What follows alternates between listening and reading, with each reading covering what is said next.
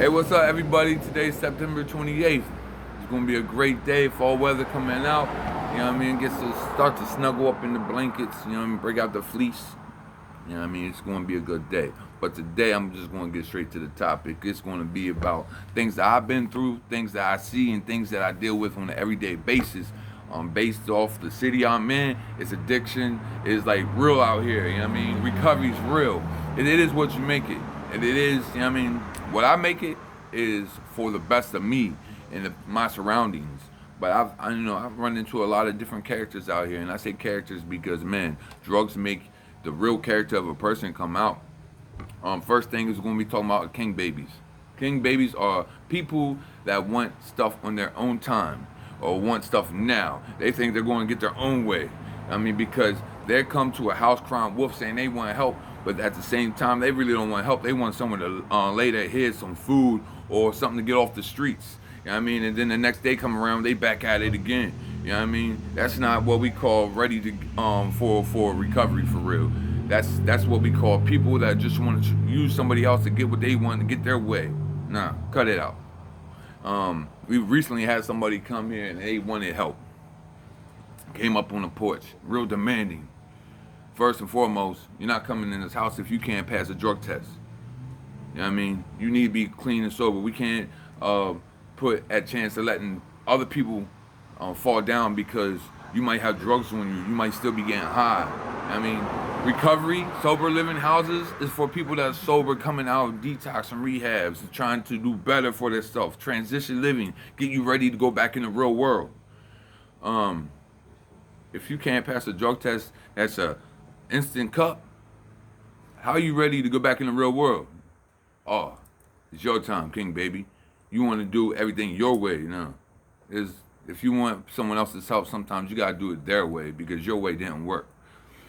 Addict behavior. When your family reaches out to you and they can't get a hold of you, they'll try to go through your Facebook or your phone or whatever it is they might have to contact you because they're worried about you and they want to make sure that you're okay and you're alive. But addicts a lot of times don't care about that stuff. They can say they do, but they out here getting high, running the streets. They rather, do stuff in their time. When they get a hold of you, let you know, oh, I'm okay. I've been there, I've done it, I know. You know what I mean? Oh, I'm okay, I'm alive, I'm breathing, I'm here now. But what about all them nights that they stayed awake crying, worrying about you, sick, calling the hospitals, calling the police departments, in the jails, trying to see if you're there? You don't think about that. Really, you don't think about that. And if you do, you know what I'm saying, you have a conscience, you just have a fucked up conscience. Keeping your distance, you know what I mean? Everybody want to keep their distance. When you're in the madness, what they call it out here, I don't call it the madness. I call it real life situations. When you're in real life and you're out here getting high, you ain't worried about nothing but getting high. You worry about going out, robbing the next person and get your fix, or selling the next drug to get your fix, or ripping the next person off to get your fix. You ain't worried about nothing more than that. Worry about what you look like after you get high. You know what I mean? You ain't worried about what you looking like walking around the streets, letting everybody else see you. People tell you looking bad. You be like, no, I don't. I've only used drugs once or twice. Really? Man, listen. I've been through that. People used to tell me I look bad, and I was like, no, I don't. Man, in denial, first of all. Accountability, owning up to your shit. You know what I mean? Own up to your actions. You know what I mean? Your surroundings see you. Outside view looking in, sometimes it is what you need to hear. People will always want to sit there and talk different because people don't know how they're going to act. Man, listen, in order for an addict to understand what you're speaking about, you have to speak to an addict like an addict. You know what I mean? Keep it real. Don't sugarcoat shit for them. What you going to sugarcoat for them? Or scared they're going to go use it? They're going to go use it if they want to use anyways. Don't matter how you talk to them. But if you talk to them and being real and coming out with them an attitude, just like when you're on the streets, they're going to understand you more. They ain't going to be like, okay, whatever. They're going to pay attention to what you're saying because now you're talking to them like they're used to being talked to. So you got, that's real. You know what I mean? My videos are real. This is what I've been through. This is why I know. For anybody to sit there and say anything other than that, obviously you don't know. Go from having nice things to having nothing. Go from having retros to I don't knows. You know what I mean? People that have all this nice stuff, went through rehab, they played the game good, they got through it, they either moved out or they're on parole or probation or, you know what I mean, something, they do good. And then they move out, and then they hit the street, and then they wonder why they look like shit.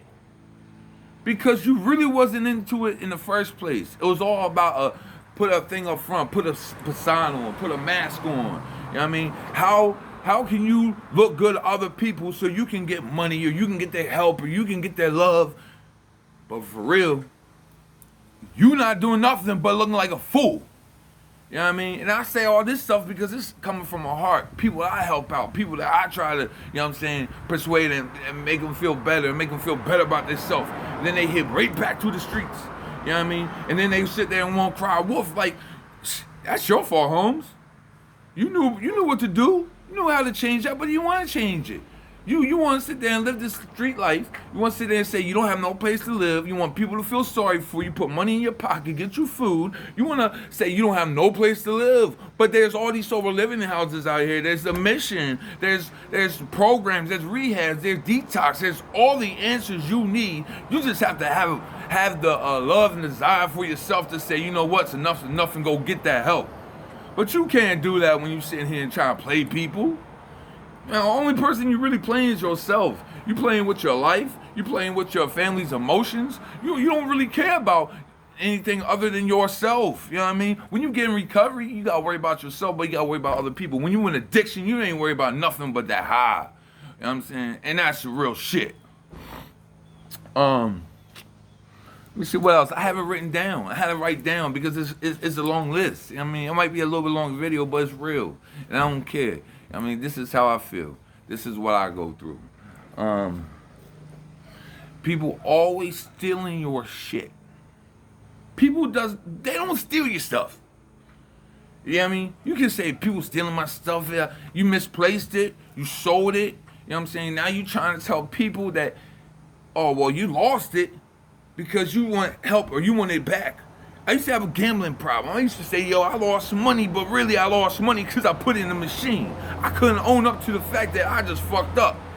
So instead of saying, hey, okay, well, I messed up now, let me just be real. I couldn't be accountable for my own actions because I wanted that money back, or I wanted that whatever was back I got rid of. Well, don't get rid of it. Don't spend it in the first place, and you good. But you don't realize that. You have to actually be told that sometimes. Man, you slipping. Nobody want to hear they slipping. They don't want to hear that. That's real shit. They don't want to hear real. They want to hear what they want to hear on their time. It's about what they want. Nah. When you're in active addiction and you want help, it's not about what you want. It's about what others see, and then it makes you realize that, okay, well, maybe I do have a problem, man. Then you have to want it for yourself. You can't want it for nobody but yourself. But first, you have to be told by a million people that you look like shit.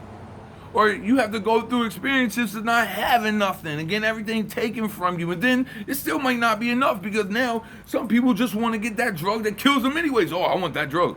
For what? Obviously, you don't have no respect for yourself at all. Like, grow up. You know what I mean? I get tired of that. People reach out to me, try to reach out to other people, and I reach out to other people, and they act like straight babies. Like, yo, own up to your shit. Tell your folks that you out here getting high. Don't stop giving excuses. Be real with yourself. Yo, I'm real with myself. And on that note, have a blessed day.